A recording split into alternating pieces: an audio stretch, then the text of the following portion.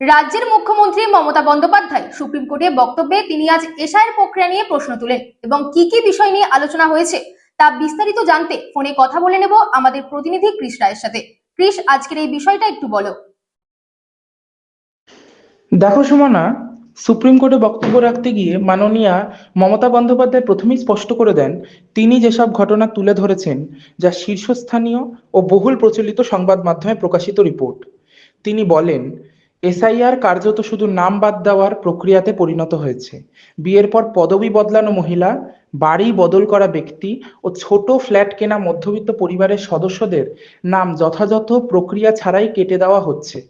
পরে একে logical discrepancy বা ইনকারেক্ট ম্যাপিং বলে ব্যাখ্যা করা হচ্ছে, যা আদালতের নির্দেশের উল্লঙ্ঘন।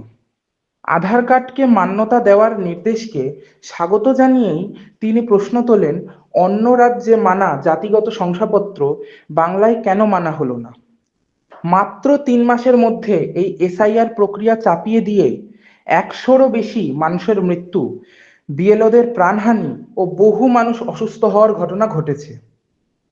সুপ্রিম কোর্টের কাছে তিনি একটি জরুরি প্রশ্নও তুলে ধরেছেন, যদি আসলেই ভোটার তালিকা সংস্কার হতো তবে শুধু বাংলায় কেন, অসম, পন্ডিচেরি, তামিলনাড়ুতে এসআইআর হলো না কেন? সুমনা,